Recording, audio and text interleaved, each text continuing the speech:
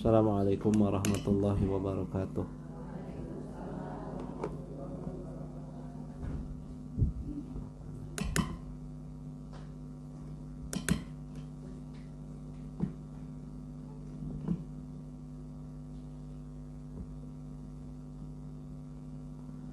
Bismillahirrahmanirrahim. Alhamdulillahirabbil alamin. Alhamdulillah ala ni'matil Islam wa kafa biha min ni'ma. Alhamdulillah alladzi ja'alana min ummati sayyidina Muhammadin sallallahu alaihi wasallam. Allahumma shalli ala sayyidina Muhammadin miftahi babi rahmatillah adada ma fi ilmillahi salatan wa salaman daimaini bidawami mulkillahi wa ala alihi wa sahbihi wa sallim. Subhanaka la ilma lana illa ma 'allamtana innaka antal alimul hakim. Allahumma rabbi shrah li sadri wa yassir li amri wa hlul 'uqdatam min lisani yafqahu qawli wa saddid qawli wa hdi qalbi bihaqqi sayyidina Muhammadin sallallahu alaihi wasallam.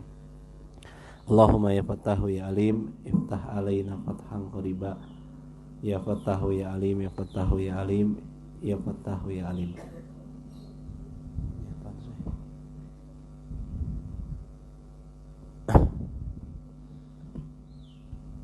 Ibu dalam mangsa dayana. Allahumma barik lana fi Rajab wa Sya'ban wa balighna Ramadan. Tasbih 10 hari terakhir tos di aus tajan. Tajan orang bareng-bareng we ayeuna nya. Salit. Subhanallahir raufnya. Bismillahirrahmanirrahim. Subhanallahir rauf, subhanallahir rauf. Subhanallahir rauf, subhanallahir rauf, subhanallahir rauf, subhanallahir rauf, subhanallahir rauf, subhanallahir rauf, subhanallahir rauf, subhanallahir rauf, subhanallahir rauf, subhanallahir rauf, subhanallahir rauf, subhanallahir rauf, subhanallahir rauf. Hirra'u subhanallahir ra'u subhanallahir ra'u subhanallahir ra'u subhanallahir ra'u subhanallahir ra'u subhanallahir ra'u subhanallahir ra'u subhanallahir ra'u subhanallahir ra'u subhanallahir ra'u subhanallahir ra'u subhanallahir ra'u Subhanallahir ra'uf, subhanallahir ra'uf, subhanallahir ra'uf, subhanallahir ra'uf, subhanallahir ra'uf, subhanallahir ra'uf, subhanallahir ra'uf, subhanallahir ra'uf, subhanallahir ra'uf, subhanallahir ra'uf, subhanallahir ra'uf, subhanallahir ra'uf, subhanallahir ra'uf, subhanallahir ra'uf. Subhanallahir ra'uf,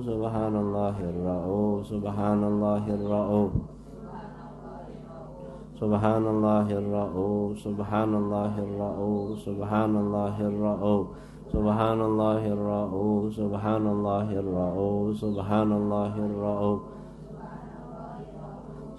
subhanallahir ra'uf, subhanallahir ra'uf, subhanallahir ra'uf. Subhanallahir ra'uf, subhanallahir ra'uf, subhanallahir ra'uf, subhanallahir ra'uf, subhanallahir ra'uf, subhanallahir ra'uf, subhanallahir ra'uf, subhanallahir ra'uf, subhanallahir ra'uf, subhanallahir ra'uf, subhanallahir ra'uf, subhanallahir ra'uf, subhanallahir ra'uf. Subhanallahir ra'uf, subhanallahir ra'uf, subhanallahir ra'uf, subhanallahir ra'uf. Bismillahirrahmanirrahim.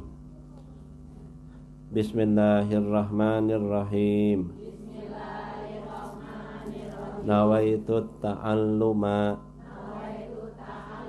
wa ta'lim wa tadhakkura wa tadhkir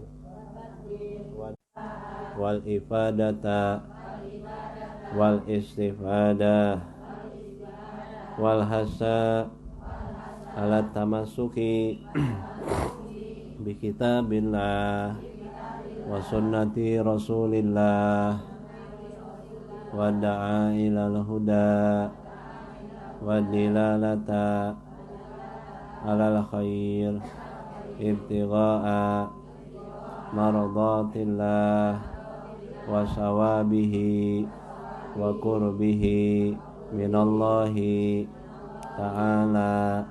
Nawaina ma nawabihi as-salafus salih.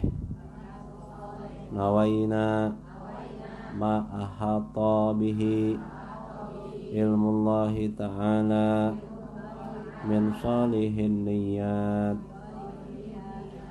Alhamdulillah, lanjutkan kajian kita dalam sebelum lupa aya teh Jumat terakhir dina bulan suci Rajab, bulan mulia Rajab. Jumat terakhir dianjurkan dina kitab Tuhfatul Ikhwan.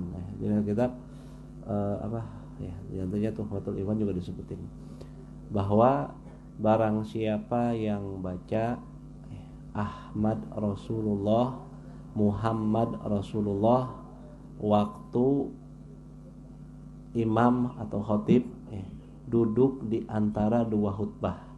Khutbah pertama selesai duduk dulu. Nah, di waktu duduk itu sebelum khutbah kedua baca Ahmad Rasulullah, Muhammad Rasulullah 35 kali. Kita kangge kaum buat laki-laki. Buat perempuan gimana? Bisa baca di rumah aja. Mungkin nggak tahu kira-kira, ya sudah kira-kira siang aja baca Ahmad Rasulullah, Muhammad Rasulullah, kira-kira selesai azan beberapa saat gitu ya. Gitu. Barang siapa yang baca itu disebutin sama ulama, insya Allah Allah berikan rezeki nggak putus-putus dalam 1 tahun tersebut. Semoga Allah berkahi kita semua dan keluarga kita dengan rezeki yang halal, bisa dipakai buat ibadah sama Allah Subhanahu wa ta'ala. Nu berkah manu kitu ibunya. Seueur rezeki mun teu tiasa ngabdi ka Gusti Allah eueuh manfaatan. Seueur rezeki mun isina anu haram-haram teu aya manfaatan. Urang hoyong waktu kita yang singkat semuanya dipakai untuk mengabdi sama Allah Subhanahu wa ta'ala. Yang lalu-lalu semoga Allah ampuni dosa-dosa kita dengan berkahnya bulan mulia bulan agung ini, bulan Rajab. Orang taubat ka Gusti Allah niatan sing leres sing bener-bener sama Allah Subhanahu wa ta'ala. Kita mengharapkan Allah menerima taubat kita.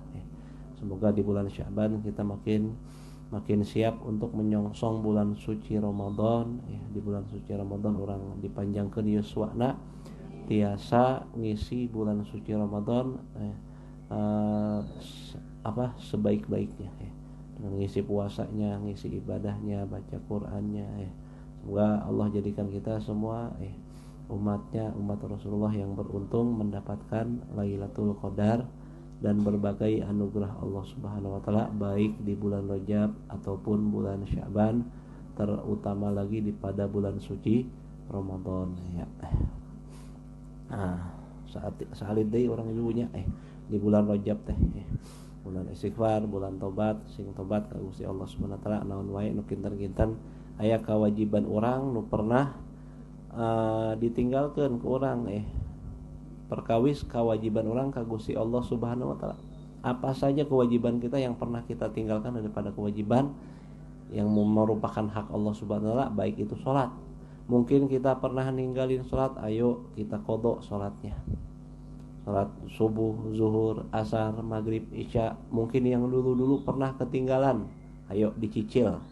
Kalau kita nggak bisa langsung semuanya, ayo ganti dulu aja, nggak apa-apa, qobliyah ba'diyah diganti sama qada salat fardu nya. Kusabab ngodoan salat fardu mah hukumna fardu wajib. Ada salat sunnah hukumna naon? Nya sunnah. Bade kumaha oge di kumaha-kumahakeun oge keukeuh. Tetap yang lebih penting adalah mengqada salat fardu. Kira-kira masih ada fardu yang belum dibayar. Itu semua utang. Begitu juga puasa Ramadan, mungkin dulu kita pernah ninggalin, ada di waktu masa gadis Yang jelas setelah balik, mungkin usia berapa? Usia 20, usia 19, usia 15, usia-usia setelah balik ada puasa Ramadan yang ditinggalin, ayo buru-buru sebelum datang bulan suci Ramadan kita bayar. Sambil diniatin sholat puasa qada Ramadan, kita niatkan juga puasa sunnah Rajab ataupun Sya'ban. Ya gitu dicicil beh tekaraos mun langsung seriusan ti unggal dinten mah meureun aya capekna ya enggak apa-apa dicicil lah, yang penting kita melaksanakan kewajiban kita tadi ya. Terus barang siapa mungkin pernah zakat wajib belum dibereskan, ini kewajiban semua nih, taubat wajib ya. Jantan taubat wajibnya dicumponan kewajiban anaknya. Ya dikerjain, dilaksanakan utang-utang wajibnya, salat qada salatnya, zakat qada zakatnya kalau pernah wajib zakat, puasa Ramadan pernah wajib puasa Ramadan tapi pernah ditinggalin, memang dosa, kita taubatin dosanya, tapi kewajiban tetaplah kewajiban, maka wajib kita membayarnya. Nah gitu ya, niatin qada puasa Ramadan sambil niat puasa sunnah sehingga kita dapatin dua fadilah. Nah, alhamdulillah jadi umat Rasulullah mudah sebenarnya kalau kita mempelajari dengan baik, tapi tetap ada kewajiban yang mungkin ada yang sulit, tapi secara umum ya mudah sebenarnya jadi umat Rasulullah SAW. Lalu misalkan ada kewajiban lain, pernah wajib umroh, pernah wajib haji, ya siapin ya, bayar ya. Ongkos hajinya harus berangkat haji. Kalau udah mampu, kira-kira pernah mampu tapi belum berangkat juga ya, itu kan kewajiban sudah ada di tanggungan kita dan seterusnya. Kalau ada dosa sama Allah tergantung dosanya, apakah dosa sama Allah, apakah dosa sesama manusia. Kalau dosa sama Allah ya minta ampun sama Allah, taubat, berjanji untuk tidak kembali. Nah gitunya, bari orang seueur-seueur istighfar ka Gusti Allah Subhanahu wa taala. Sajalmi anu seueur istighfar maka dia bakal dapetin barang siapa yang banyak beristighfar, minta ampun sama Allah, taubat, nyesel ya. Dia udah baikan sama Allah, dia sudah rujuk ya damai sama Allah, dia bakal dapetin keistimewaan yang begitu banyaknya. Kehidupannya akan lebih mudah ya. Kesulitannya bakal Allah permudah. Hal-hal yang buntu bakal Allah bukakan, rizki bakal Allah lebarkan, bakal Allah berkahkan. Nah, bagaimana dulu Imam Hasan Basri tanya, ada orang mengadu sama Imam Hasan Basri, ya Imam aku ini rizki sempit. Maka Imam Hasan Basri bilang banyak-banyak istighfar. Ada lagi orang bilang ngadu sama Imam Hasan Basri, wahai Imam, saya ini nggak punya anak, udah lama tapi nggak punya anak. Imam Hasan Basri jawabannya apa? Banyak istighfar. Ada lagi orang datang sama Imam Hasan Basri belum dapat jodoh, pengen dapat jodoh. Imam Hasan Basri jawabannya banyak istighfar. Ada orang bilang sakit nggak sembuh, Imam Hasan Basri bilang banyak istighfar. Apapun orang ngadu, apapun dijawabnya sama Imam Hasan Basri. Berapa kali pertanyaan dijawab sama Imam Basri banyak istighfar. Ternyata kadang-kadang kita nyari berbagai macam solusi, ternyata solusinya ada sama Allah. Di antaranya kita harus damai dulu sama Allah, mohon ampun sama Allah, mohon ampunan Allah, bertaubat sama Allah. Karena ketika seorang melakukan perbuatan dosa, hakikatnya dia makin jauh dari Allah Subhanahu wa ta'ala. Barang siapa takut sama makhluk, takut sama singa, takut sama macam-macam sama makhluk, pasti menjauh sama makhluk itu. Ibu-ibu di dia misalkan ayah singa di dia, kumaha karabur meureunnya ya. Lalu lompatannya bubar langsung itu kalau takut sama tapi kalau takut sama Khalik, sama Allah Subhanahu wa taala, justru tindakannya bukan lari sama Allah tapi lari menuju Allah, mendekat kepada Allah Subhanahu. Takutnya kita dibuktikan dengan kita mau mendekat sama Allah. Ngomong takut sama Allah tapi enggak kerjakan kewajiban Allah, berarti wadul takutnya. Ngomong takut sama Allah tapi yang haram masih aja dilabrak, berarti wadul, takutnya sama Allah. Ngomong takut sama Allah tapi dia enggak peduli masalah keimanan ketakwaannya, berarti takutnya adalah bohong, bohong, ucapan palsu ya, kayak gitu. Buktikan kalau kita memang benar takut sama Allah dengan kita mematuhi perintah Allah dan jauhi larangan Allah dan berupaya untuk selalu mencari ridho Allah Subhanahu wa taala. Sing orangnya sata acan orang pupus seorang dicabut ruh orang tina jasad orang tos kengeng ridho ti Gusti Allah Subhanahu wa taala. Eta kedah janten target hirup orang hoyong kengeng ridho ti Gusti Allah Subhanahu. Mun urang tos kengeng kalau kita sudah dapat ridho Allah Subhanahu wa taala yaslih jamil umur. Allah bakal perbaiki segala urusan kita duniawi dan ukhrawi. Jangan takut asal kita sudah dapetin ridho Allah Subhanahu wa taala. Apapun hajat kita, apapun kepentingan kita, apapun keinginan kita bakal Allah wujudkan kalau kita sudah dapetin ridho Allah Subhanahu wa taala. Susah ya, iya wajar susah. Sulit wajar sulit karena ini bukan barang kaleng-kalengan, bukan barang murahan. Ridho Allah Subhanahu wa taala adalah sesuatu yang besar. Waridwanu minallahi akbar. Dan keridhaan dari Allah Subhanahu wa taala adalah sesuatu yang paling besar, lebih besar dari apapun juga yang ada di alam ini. Paling besar adalah ridho Allah Subhanahu. Nah, para sahabat Nabi dapatin ridho Allah, radhiyallahu anhum wa radu an. Itu para sahabat Nabi dapat ridho Allah, mereka ridho sama Allah, Allah pun ridho sama mereka. Nggak ada satu hamba Allah yang soleh yang dapatin puncak kedekatannya sama Allah, mereka dapatin ridho Allah Subhanahu. Itu yang terpenting ridho Allah Subhanahu wa taala gitu.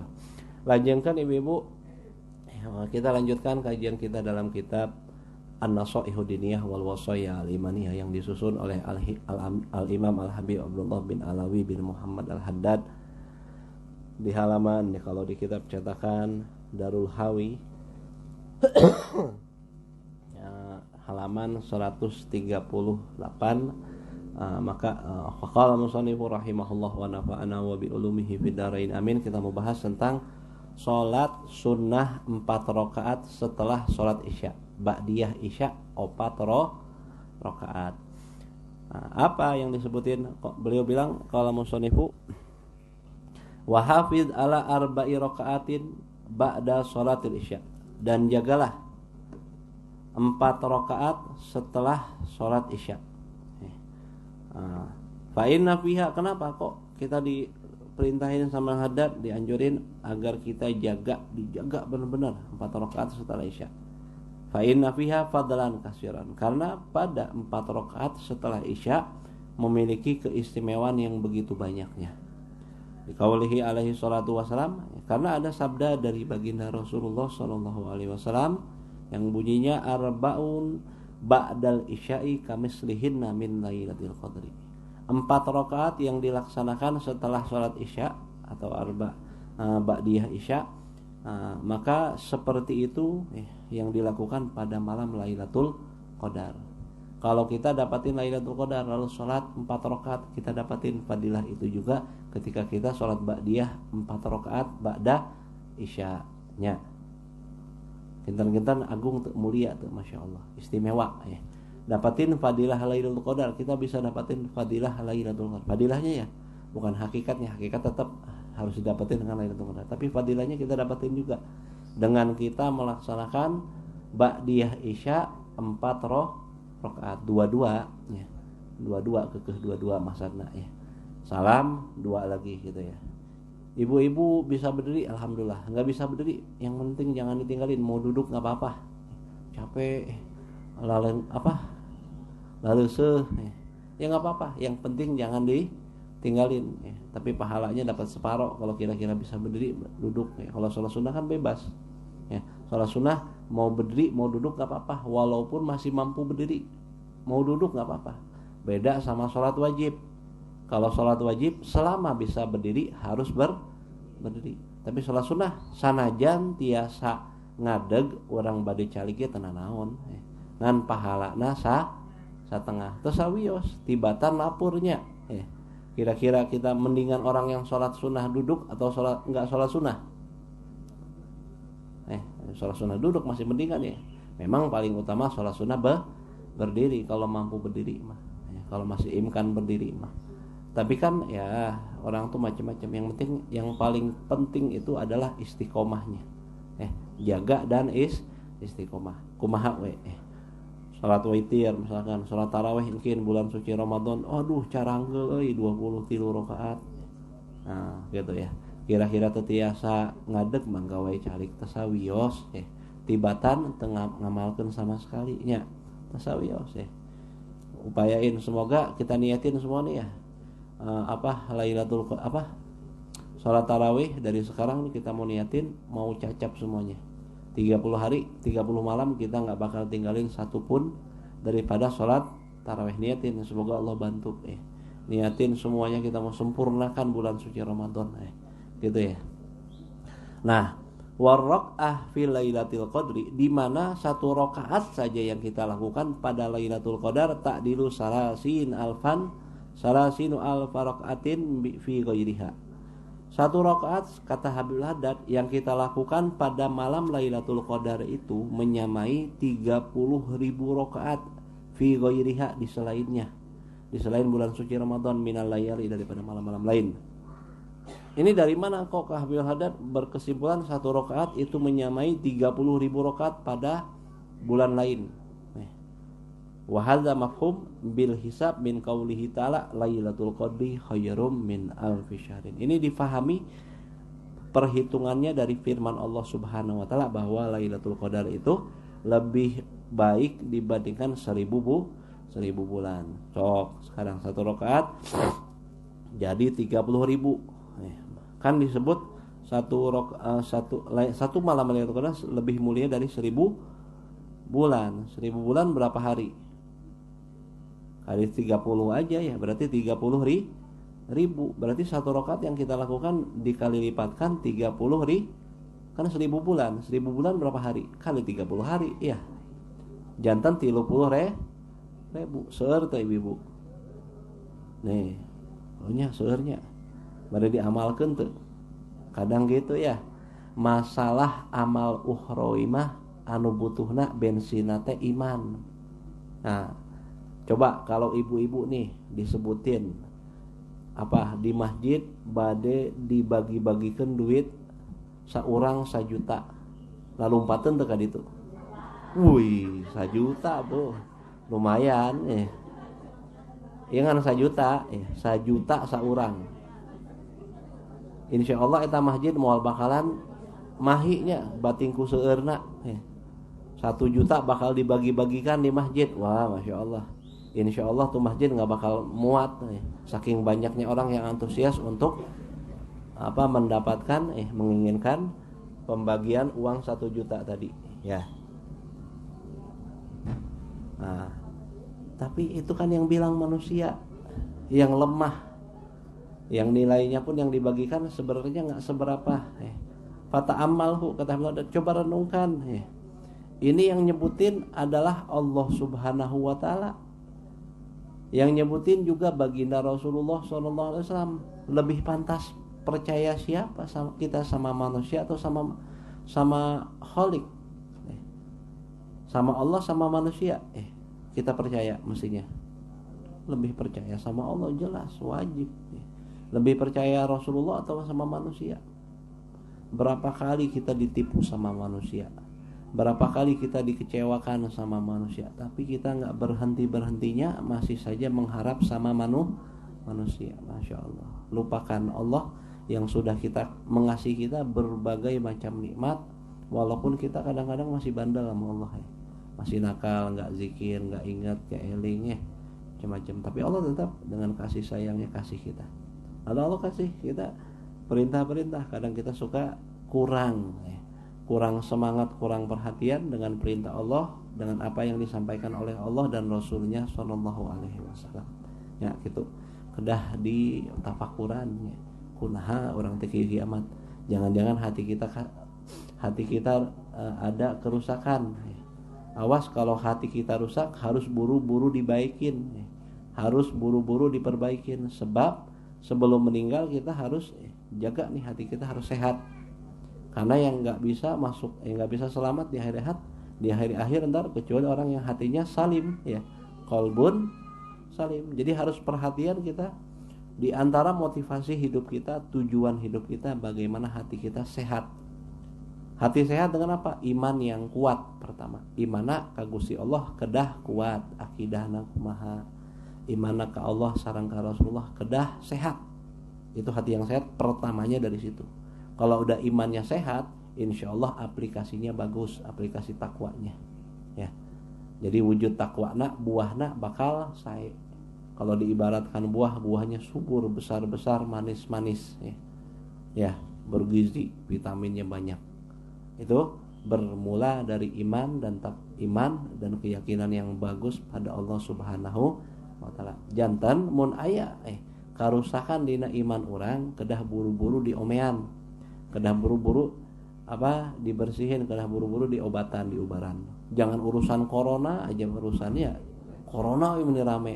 Emang iya, ketika ada musibah wabah kayak gitu ada syariat yang dianjurkan agar kita menghindarinya. Medis dilakukan, berdoa tetap ikhtiar ada, tawakal tetap ikhtiar sareng tawak. Ikhtiarna kumaha urang upayakeun, usahakeun medis kumaha saur dokter pakai masker, ini segala macam kerjakan. Orang Rasulullah perintahkan memang begitu untuk laksanakan syariat ikhtiar. Ketika sakit ya obatin, Rasulullah berobat kok. Jangan kita kadang-kadang ada beberapa orang yang suka sok hebat iman ya, sok hebat iman akhirnya nggak ada ikhtiar. Orang Rasulullah aja yang imannya paling sempurna tetap ikhtiar kok ya. Jantan misalkan pemerintahan kota Kabupaten Bogor perintahkan bilang gini, menurut medis begini, ya ikutin. Pemerintah kan wajib diikutin selama itu tidak melanggar perintah Allah Subhanahu. Eta mah memang leres mangga kedah dipatuhin ya. Hal-hal kayak gitu kira-kira memang sudah semestinya ya ikutin. Tapi jangan lupa memang corona itu penyakit yang luar biasa ganas diantaranya. Dulu corona itu disamakan kalau dulu tuh zaman dengan kalau di istilah kitab namanya taun ibu-ibu ya. Taun teh ada penyakit khusus sebenarnya. Tapi kadang-kadang ulama mengartikannya secara umum, artinya wabah penyakit yang menyerang berbagai lapisan masyarakat, berbagai penjuru. Di mana wae, negara mana wae bunang, berarti disebutnya taun. Itu diantara kenapa sih kok bisa keluar adanya taun? Disebutin diantaranya di kitab Jawahirul Uluiyah. Kalau sudah banyak perzinahan terjadi, maka akan ada beberapa akibat. Akibatnya apa? Di antaranya bakal banyak pembunuhan. Kira-kira pembunuhan sekarang banyak gak? Banyak, masya Allah. Jangan-jangan perzinahan sudah banyak. Wallahu a'lam, kita nggak tahu juga. Kan perzinahan mah yang tahu antara orang yang melakukannya doang. Kedua, selain banyak pembunuhan, bakal banyak taun, bakal terjadi taun, bakal jadi wabah yang meluas merata, banyak orang mati, bahkan yang nggak salah juga jadi ikut mati. Ya. Dulu keturunannya sahabat Nabi namanya Anas bin Malik itu abis banyak yang meninggal gara-gara penyakit taun tadi. Karena kena tular. Nggak ada yang macam-macam, orang baik-baik, generasi baik. Makanya kalau wabah itu merata, mau orang soleh, orang toleh semuanya kena. Kalau soleh orang baik, kalau toleh orang tidak. Ayah soleh, ayah toh, ayah pakai sod, ayah pakai to. Kalau soleh berarti orang baik, kalau toleh berarti orang tidak baik, orang nakal. Jadi kalau bala itu al bala uya kata ulama hadis kalau nggak salah ya, bahwa musibah itu merata, siapa aja, nggak peduli ahli ibadah atau nggak pernah ibadah, orang taat atau orang maksiat, orang baik atau orang jahat, anak muda, orang tua, bahkan bayi sekalipun bakal kena semua bisa. Namanya musibah. Makanya sebelum datang musibah mestinya jadi perhatian kita semua. Kalau ada maksiat, kalau ada kesalahan, buru-buru diingetin. Jangan dibiarin. Kenapa? Kalau datang musibah semuanya bakal kena. Ada seorang digigit sama semut. Ibu digigit sama semut. Semutnya masuk ke peralon. Itu yang digigit ngambek, diuber tuh semut yang lari ke peralon. Akhirnya apa? Batingku ngambek kena ibu-ibu. dicandak aya minyak tanah atau bensin dimasukin ke peralon. Padahal di peralon itu ada semut-semut yang tidak bersalah, dibakar sama yang digigit tadi. Gambarannya kurang lebih seperti itu ya. Nauzubillahi min dzalik. Padahal yang gigit ada berapa di situ? Satu. Hati-hati. Walaupun memang yang baik tetap ntar bakal dihitung terbaik. Bukan meninggal itu berarti buruk buat dia, tapi yang dapat ya kerugiannya dengan dia meninggal tadi bakal dapat musibah juga. Kesolehannya tetap diperhitungkan ya ibu ya. Kalau ada musibah entar misalkan tsunami, longsor, banjir, ada orang soleh juga kan di situ yang kena ya. Gimana dia? Ya solehnya tetap bakal bermanfaat buat dia. Tapi dia dapat bala duniawinya tadi dengan apa? Dengan musibahnya tadi. Ya, artinya kalau orang soleh lagi sholat atau kena banjir ya tetap di husnul khotimah ya. Orang soleh lagi puasa kena timbunan apa namanya? La haula wala quwata illa billah. Longsor misalkan ya, ketimbun itu syahid ya. Ada orang soleh kena tsunami ya, lagi apa? Lagi misalkan lagi zikir di masjid atau di madrasah atau di majelis. Kira-kira gimana? Ya musibahnya memang menimpa badannya, tapi hakikatnya dia dapat husnul khotimah. Paham ibunya? Ari wabak mah bala mah memang kengeng sadayana, tapi nilainya beda-bedanya. Tapi masalah itu wabak musibah itu merata, semuanya bakal kena ya. Maka hati-hati sebelum musibah datang. Ntar lain kali kalau ada anak kita melakukan satu pelanggaran syariat buat maksiat, nauzubillah, misalkan mabuk dan sebagainya, ninggalin sholat 5 waktu, nggak mau puasa Ramadan, ingetin ya. Bahkan disebutin di kitab kalau ninggalin sholat mah digebukin ibu ya. Ada pendapat digebukin sampai dia mau sholat. Kalau meninggal saat digebukin nggak apa-apa ya. Saking pentingnya sholat. Coba lihat orang-orang tua dulu ya. Kalau sama sholat, galak pisannya. Aya nu pake sabuknya, aya anu pake sapu, ya Allah ya. Kenapa? Saking pentingnya sholat. Makanya dulu anak pernah ingat Habib Rizik Syihab ya, masya Allah orang baik. Sebenarnya banyak dijahatin sama orang baik tuh masya Allah ya. Kalau orang udah tertutup hatinya, orang baik juga dianggap jahat, dibuka di fitnah-fitnah jahat. Dulu kan terjadi, Nabi juga difitnah-fitnah dengan fitnah yang berbagai macam gitu ya. Kenapa? Karena memperjuangkan kebaikan, masya Allah. Padahal kebaikan itu mestinya bakal bermanfaat buat semua ya, masya Allah. Habib Rizik bilang apa? Habib Rizik bilang apa? Sebenarnya nasihat itu nggak ada yang kasar, nggak ada yang jahat ya. Nggak ada nasihat kasar, nggak ada yang nasihat lembut. Semua nasihat pasti baik ya. Kalau disebut nasihat semestinya baik. Selama di dunia misalnya bilang nasihat, bentak-bentak kita ya, sholat siat ngomongnya gimana ya, tetap nasihat adalah baik. Itu lebih baik dibandingkan kita di akhirat nauzubillah min dzalik mendapatkan akibat yang buruk. Leres tuh ibu-ibu. Cuman ya sebenarnya nggak ada nasihat yang kasar atau yang lembut ya. Yang ada cuman hati yang hati yang keras atau hati yang lembut. Hati yang lembut pasti nerima nasihat apapun cara orang menasihatinya. Kalau hati yang kasar, hati yang keras ya, hati yang mati, nauzubillah min dzalik, dinasehatin gimana juga nggak bakal bisa nerima. Allah Subhanahu wa taala nyebutin apa? Sawaun alaihim anzartahum am lam tunzirhum la yu'minun, dalam surat Yasinnya orang sering awasna. Baik mereka diingatkan ataupun tidak diingatkan, mereka tetap tidak akan beriman. Memang ini ayat tentang orang kafir ya. Orang kafir itu kalau sudah tertutup hatinya, mau dikasih nasihat, mau dikasih peringatan, nggak dikasih peringatan, tetap nggak bakal beriman sama Allah Subhanahu. Tapi memang subhanallah ibu-ibunya, dalam segala sifat orang kafir, kadang-kadang orang mukmin suka ada ikut-ikutan, mirip-mirip ya. Kalau disebutin sama Nabi SAW, alamat orang munafik itu ada 3, dalam riwayat ada 4. Kalau berbicara bohong, kalau dikasih amanat dusta, kalau apa lagi? Kalau bicara bohong, kalau kasih amanat dusta, kalau berjanji melanggar. Dalam satu riwayat tambahan lagi dalam riwayat Imam Bukhari Muslim, kalau marah dia ngomongnya kasar. Nah, ini kan ciri orang munafik. Munafik yang dimaksud di sini adalah munafik i'tikad. Munafik kan ada dua, ibu. Munafik itu aya naon wae? Munafik i'tikad, munafik sifat. Ada munafik i'tikadnya, akidahnya munafik. Artinya dia memang enggak ada imannya sama Allah Subhanahu wa taala sama sekali. Jadi dia berislam hanya pura-pura, hatinya ada iman enggak ada sama sekali. Itu yang disebut munafik i'tikad.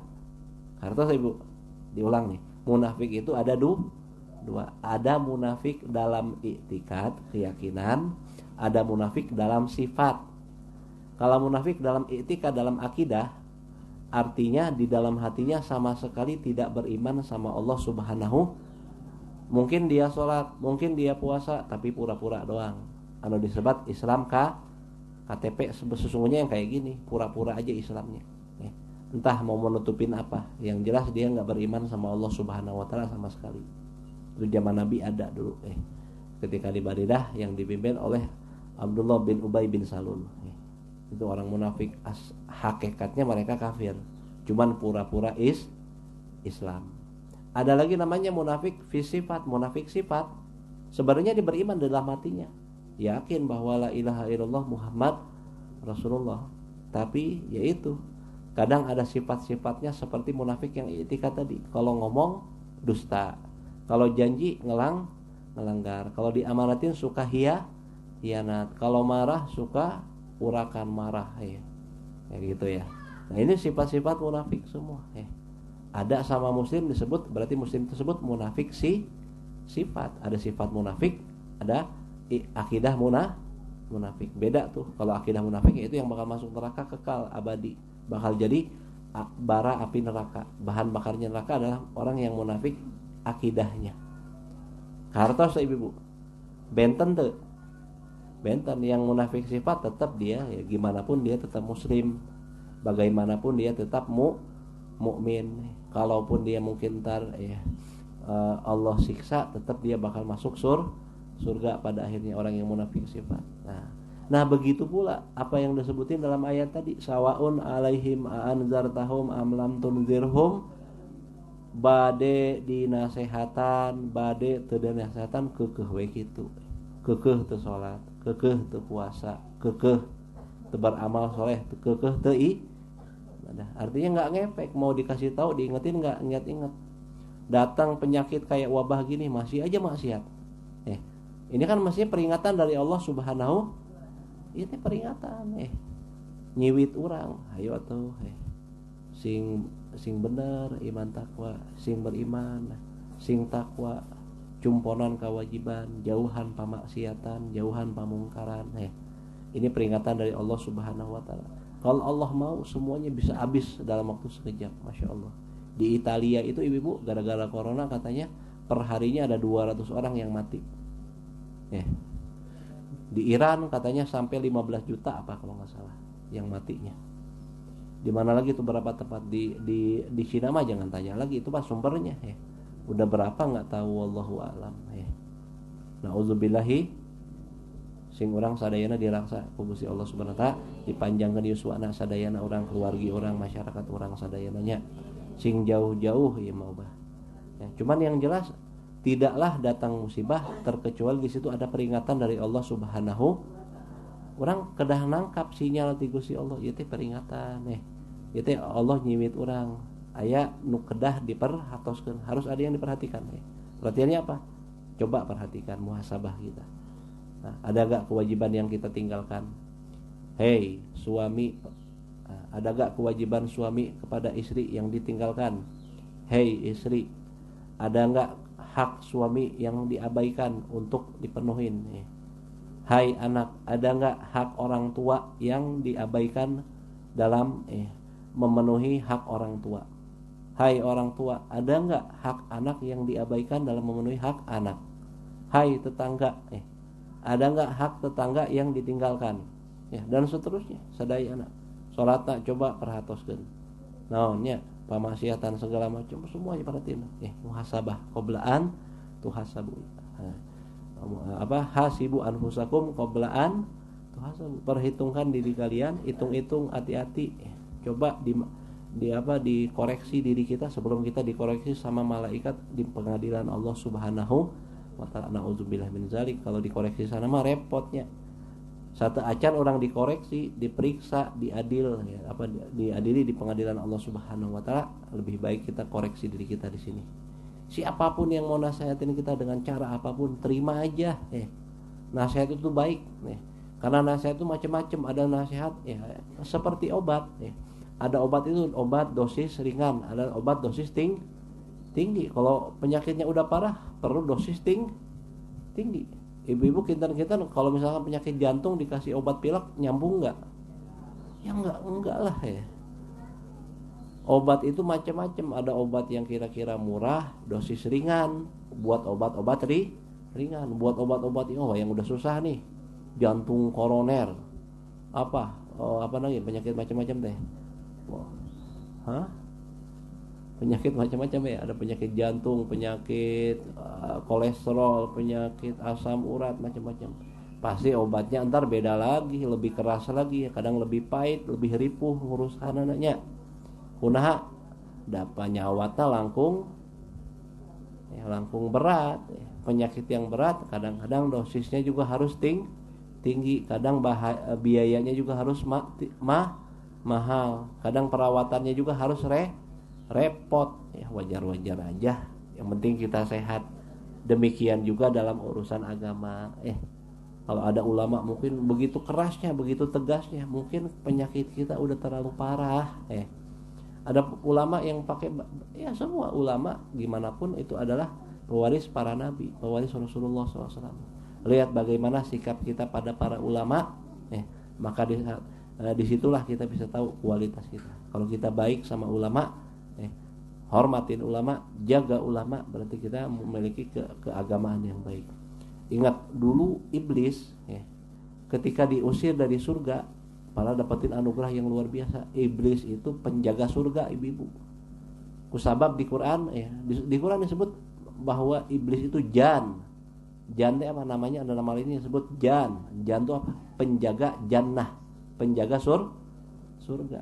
Karena memang iblis itu penjaga surga, punya kedudukan yang luar biasa. Tapi satu, ketika Allah Subhanahu wa taala ciptakan Nabi Adam, makhluk baru berarti ya. Iblis sudah hidup udah lama, ribuan tahun. Alim luar biasa, berilmu luar biasa, banyak ilmunya.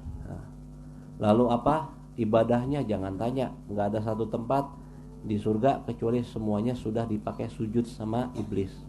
Batingku seurna ibadahna iblis. Jadi roisul malaikah, pemimpinnya malaikat adalah iblis. Masya Allah, ibadahnya hebat, jabatannya hebat, ilmunya begitu luas. Datang Nabi Adam, Allah ciptakan, Allah tentukan, Allah ambil keputusan bahwa Nabi Adam bakal jadi khalifah di bumi, dan keturunannya. Nabi Adam dan keturunannya bakal jadi khalifah di bumi. Allah kuasa, Allah berhak gak untuk menentukan satu keputusan? Berhak gak? Berhak. Allah yang punya, Allah yang ciptakan segala sesuatu, semuanya milik Allah. Allah mau apapun ya terserah Allah. Allah lakukan itu dengan kudrah Allah, dengan hikmah Allah, dengan kebijaksanaan Allah, dengan maha ilmunya Allah. Allah tetapkan Nabi Adam sebagai khalifah di bumi. Allah perintahkan malaikat semuanya penduduk surga yang ada untuk sujud sama Nabi Allah Adam, kakek kita semua.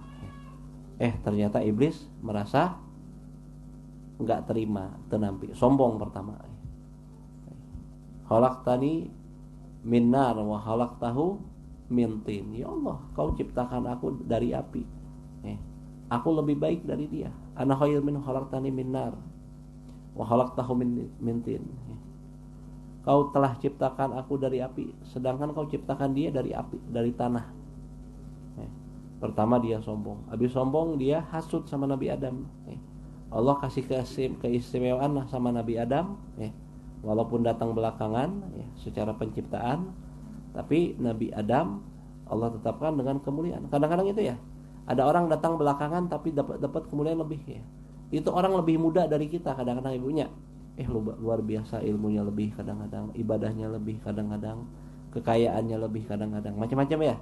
Ada orang datang belakangan dapat keistimewaan. Awas, hati-hati, jangan kita ngikutin iblis dulu. Iblis pernah kayak gitu tuh. Nabi Adam datang belakangan, ngerasa lebih hebat, datang lebih duluan, lebih ibadah paling duluan, segala macam duluan, ngerasa sudah nggak terima juga. Akhirnya apa? Iblis gak mau hormat sama Nabi Adam. Sujud itu maksudnya untuk hormat sama Nabi Allah Adam. Iblis gak mau hormatin Nabi Adam. Tuh awas, berarti penyakit iblis juga gak mau hormat, gak mau memuliakan Nabi Adam. Mulai dari sombongnya, hasudnya, akhirnya dia gak mau memuliakan Nabi Allah Adam alaihis salam. Tak eta bahaya. Artinya luar biasa, ternyata tidak mau menghargai, menghormati apa yang Allah hormati itu adalah sesuatu yang bisa mendatangkan hal yang merugikan. Lihat bagaimana ada orang di luar aswaja ini yang mungkin ketika ada umat memuliakan ulama, cium tangan, dibilang ulah leuwihan ka ulama, biasa wae eta manusia biasanya. Seperti orang-orang yang anti maulid itu ya. Kalau cium tangan, jangan cium tangan, biasa we manusia biasa eta ge. Padahal itu perintah dari Allah untuk memuliakan ikramul ulama, ikramus sholihin, muliakan ulama, muliakan orang soleh misalkan ya. Ketika kita muliakan Nabi, mereka enggak mau muliakan Nabi. Nanaonan sih? Mubazir wae, mauludan, mubazir wae, rojaban, mubazir wae. Bilang mubazir katanya. Arek dangdutan mubazir karang etanya kalau masa maulidan disebut mubazir itu mah ibadah. Pira aku disebut mubazirnya. Kurang panas sedekah. Bukan dibuang-buang dipakai sedekah, dipakai untuk hal-hal yang positif. Kalau nggak dipakai buat ibadah, buat apa uang tuh ya? Buat makan habis aja. Buat rumah ditinggalin aja. Buat ditumpuk-tumpuk bakal apa Dipakai buat ibadah. Sadayana orang korbankan semuanya dari Allah bakal kembali untuk Allah. Orang anggo tah harta tadi kangge ngamuliakeun Kanjeng Nabi Muhammad SAW. Contoh gitunya ibunya. Dia nggak mau menghormatin. Ini penyakitnya lagi sorotannya tentang tidak mau menghormati Nabi, tidak memuliakan Nabi. Itu masya Allah. Lihat bagaimana akhirnya ya. Padahal kadang-kadang dalam hal lain mereka bisa memuliakan, dalam hal-hal yang urusannya kayak gini mereka nggak muliain. Jadi hati-hati tentang pemuliaan Terus wa yukrahul hadis wal kalam ba'da sholatil isya karahatan syadidatan. Salajengna dimakruhkan ngobrol dan berbincang-bincang setelah sholat isya. Beres si orang sholat isya berjamaah dilajengkeun orang ba'diyah isya, muntiasa sholat sunnah witirnya sata acan bobo kira-kira dia nggak bakal bangun malam lebih utama amalannya Sayyidina Abu Bakar. Kalau Sayyidina Abu Bakar sholat witirnya itu sebelum tidur sholat witirnya sebelum eta Sayyidina Abu Bakar kunaon bisi tegugah wangina yang nggak bisa bangun, takut nggak bangun biar jaga-jaga, ntar kalau bangun bangun tahajud. Nah, tapi kalau Sayyidina Umar amalannya witirnya setelah tidur itu semuanya bagus. Kalau kira-kira kita sering nggak bangun, suka telat bangun, lebih baik kita amalannya Sayyidina Abu Bakar, witirnya sebelum tidur. Tapi kalau kita yakin setiap malam kita memang bangun, nggak bangun, nyaris nggak pernah bangun, ya udah amalannya Sayyidina Umar bin Khattab gitunya. Gitu. Jadi kira-kira kita habis sholat isya, habis ba'diyah isya, terus ditutup misalkan sama witir yang mau witirnya. Habis witir ngapain? Misalkan ada zikir-zikir, baca tabarok. Baca tabarok itu sunnah sebelum tidur ibu ya. Dalam hadis disebutkan surah tabarok hiyal mani'ah min azabil qabri. Surat tabarok itu mencegah siksa kubur bagi yang melazimkannya, ngedawamin, ngeistiqomahinnya didawamkeunnya. Surat tabarok itu bakal syafaat di kubur ketika entar malaikat mungkar nakir bakal nanyain pertanyaan-pertanyaan di kubur. Nah, ini surat Tabarok akan berwujud satu makhluk Allah Subhanahu wa taala yang bakal melindungi orang yang suka baca dia di dunia. Nah, panjang tuh Tabarok. Antu panjangan keneh Yasinnya.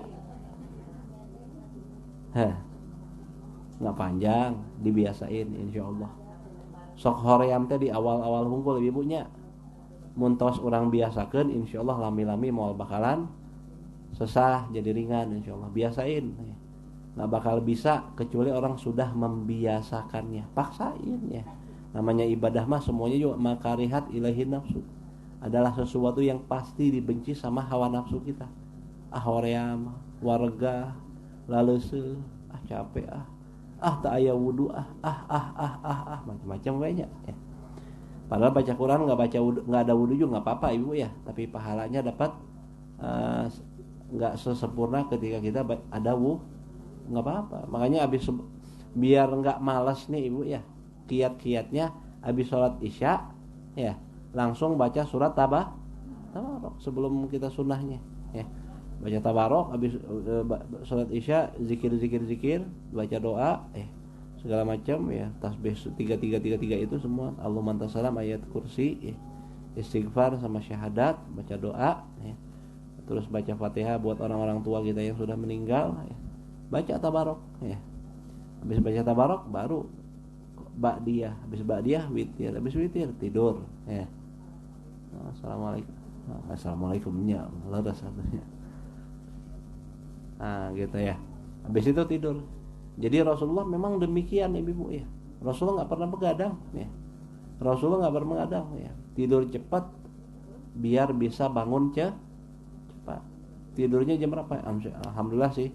Di orang mah rata-rata biasanya tidurnya cepat ibu ya. Makanya bisa bangunnya cepat.